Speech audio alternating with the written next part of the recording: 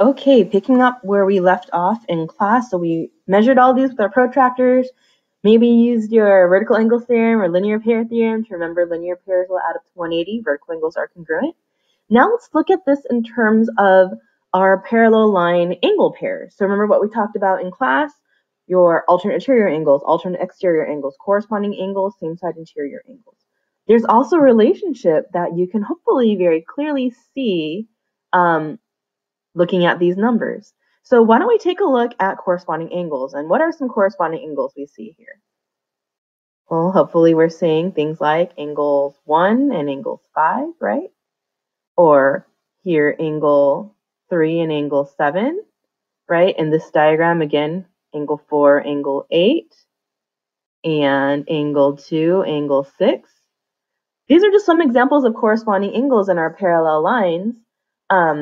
And oops, something you may or may not have noticed. To show that these lines are parallel, what you're looking for this extra arrow here, which I forgot to draw in. So let's draw those in. So this is how you would know in a diagram if we're talking about parallel lines. You'd either be given the word, these lines are parallel, or you'd look for those two little arrows. All right, the same number of arrows represent they're parallel. So if I have 2 here and 1 here, they're not parallel. But if they both have 2, then they are parallel. So quick word, review on notation there. All right, but going back to those corresponding angles, what did you notice? 1 and 5 here on the left, they're both 117, right? 3 and 7 are also 117. Here, 4 and 8, 101. 2 and 6, 101. So what are we thinking about these corresponding angles? Hopefully you're thinking corresponding angles are congruent, right? So again, not just any old corresponding angles, because our lines don't have to be parallel to make corresponding angles, but corresponding angles in parallel lines, remember that's the sign for parallel, they are congruent. So for example, in our diagram above, we know that angle 1 is congruent to angle 5 in both diagrams because they're both corresponding, right? Or they're a corresponding angle pair. They're in the same position. So if you look at those groups of 4 in this first diagram right here, the 117 is in the upper left. This 5, that 117 is also in the upper left of that group of 4, all right? So corresponding angles are congruent. Let's take a look at some alternate interior angles. Okay, so I deleted those highlights, so we'll look at some alternate interior angles now. So what are some alternate interior angles? Well, hopefully you're seeing things like angles 4 and 6, right? They're on different sides of that transversal, but inside the two parallel lines, or something like angles 3 and 5, right? Alternate interior angles there. What do we notice about them? Here, 4 and 6 that I highlighted, 63 and 63. 3 and 5, 79 and 79. Conveniently, our alternate interior angles are also congruent. And remember, not just any old alternate interior angles. We have to have parallel lines. So alternate interior angles in our parallel lines are congruent. So going back up, again, we can look at angles 4 and 6, and angles 3 and 5 in both diagrams. So for example, angles 3 and 5, right, are congruent. All right. So next, let's look at some alternate exterior angles. So what are some alternate exterior angles that we see here? Okay, well, hopefully, again, I cleared off those highlights so you'll see them a little more clearly now. But hopefully we're seeing, exterior, so outside of the two parallel lines. So things like angles 1 and 7, or angles 2 and 8. So they're outside the parallel lines, but on different sides of the transversal. What do we notice about them? Notice trend? They are congruent. So again, alternate exterior angles in parallel lines are congruent.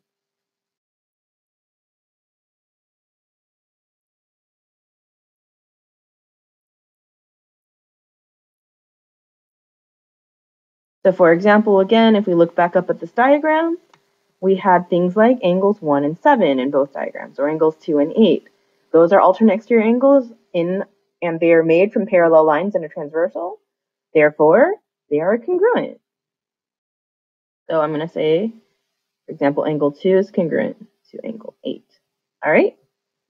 Finally, same side interior angles. Let's take a look at some same side interior angles and see if this pattern is still holding. Are they going to be congruent? All right, so once again, just clearing off those highlights so you guys can see my diagrams more clearly. But what are some same side interior angles? So I want things that are in between the two parallel lines, but on the same side of the transversal. So something like angles 4 and angles 5, right? Or angle 3 and angle 6. What do we know about them? Well, they're definitely not the same number. But what happens when I add them together? You guys see how they add up to 180? What does it mean when they add up to 180? It means they are supplementary. So this is the only one that's different. Our same side interior angles in our parallel lines are supplementary.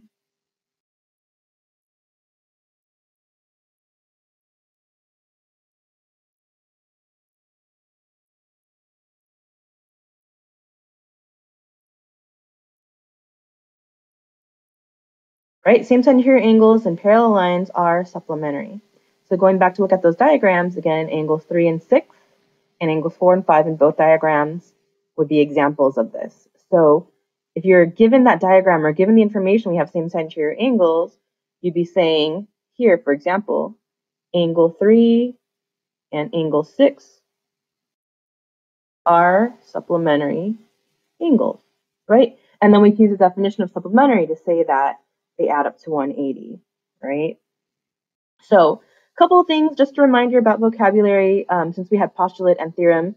I don't really care if you remember which one goes with which, but just to remember what they mean, postulates are basically things, ideas we take as given, right?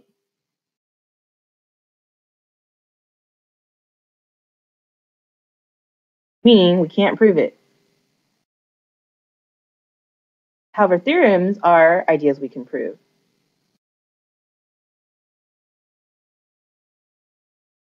So I could ask you to prove the same side interior angles theorem, prove the alternate exterior angles theorem, or prove the alternate interior angles theorem.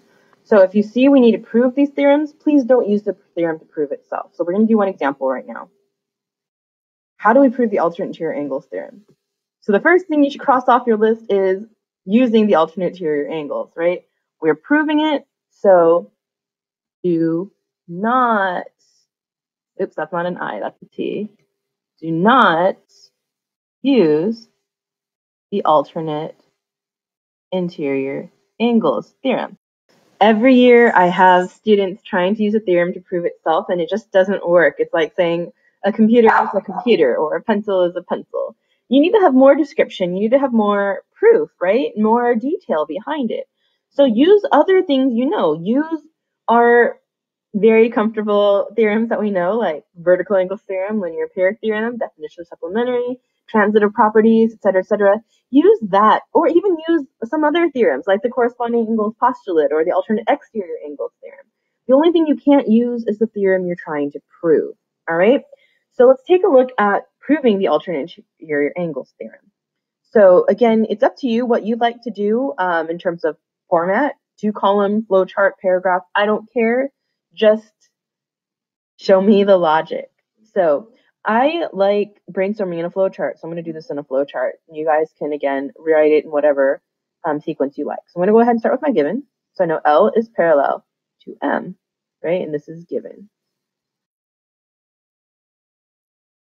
Well, if L is parallel to M, what does that tell me about some of the angles I see here? Well, remember, in the end, my alternate interior angles are angles 2 and 3. So I want to show that angles 2 and 3 are congruent. Okay.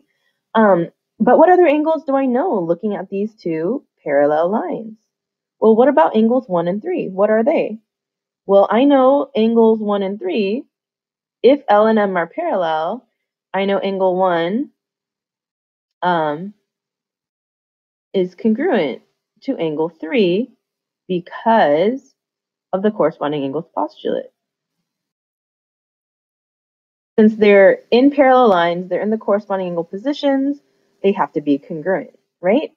So now I've got angle 3 in my proof, but how do I bring in angle 2?